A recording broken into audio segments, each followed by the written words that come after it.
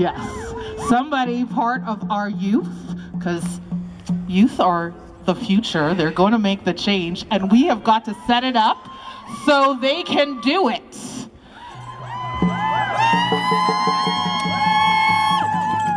Asha Nenshi Nathoo is a 14-year-old grade 9 student. She expressed her passion for equality and social justice as a blogger, community journalist, and award winner at Alberta debate and speech competitions. She is a member of the Alberta Education Ministers Youth Council, a finalist for the Youth of Distinction Leadership Award, and multiple-time recipient of her school's Academic Achievement and School Life Awards. Ooh, you are doing stuff. This is just the beginning. As a young Muslim woman of color, she feels it is very important to look past our external differences to our common humanity. Asha speaks her truth through poetry.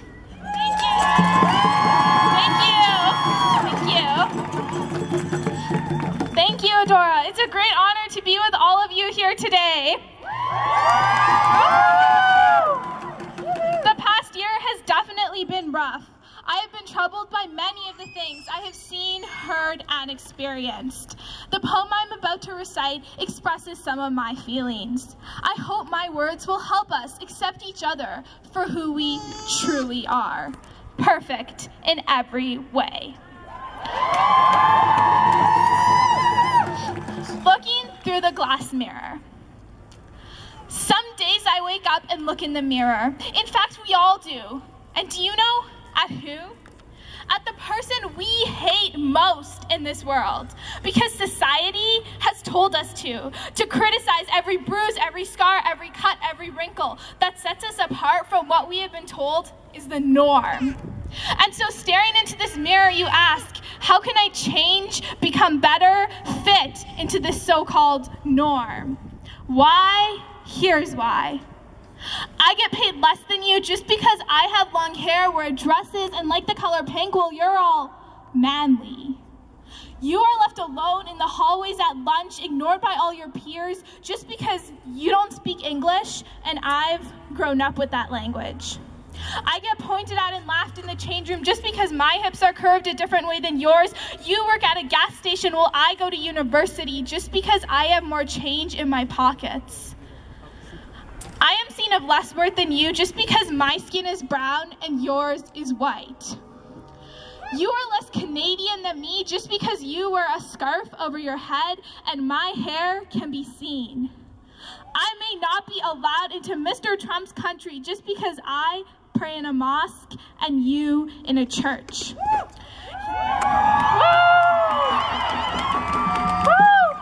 You have lost all connections with your family just because you love a girl and I love a guy. I am called a nerd by all my friends just because I like to read and you like to play soccer. You can't even go everywhere just because you move around in a wheelchair and me on my own 2 feet. My friends, do you want to know a secret? One that every hater, extremist, terrorist, racist, and sexist has somehow unknowingly forgotten amidst their own anger, frustration, and resistance? Well, let me tell you something. These differences between me and my friend, me and my neighbor, me and the stranger on the street, they are all okay. They are more than all right. Because you are you, and I am me.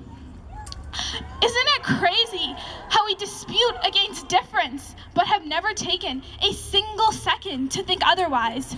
What if we were all exactly the same? Perfect A students speaking only one language, exact same shades of skin, prayed to the same God, wore the same outfit every single day, and carried the same amount of change in our pockets.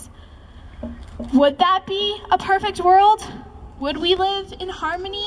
Bored out of minds with nothing more to learn or do? The answer is simple: no.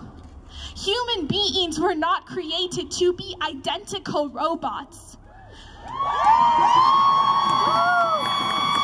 We have each been shaped into our own snowflake, rare and unique in detail, in pattern, with no two combinations of DNA, chromosomes, genes, or features exactly alike.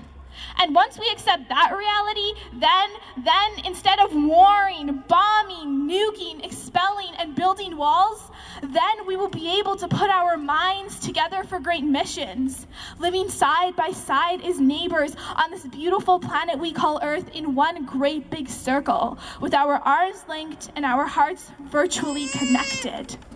So I say to you today, when you wake up tomorrow, look through that glass mirror, not at the person you hate, but rather who you love most in this world.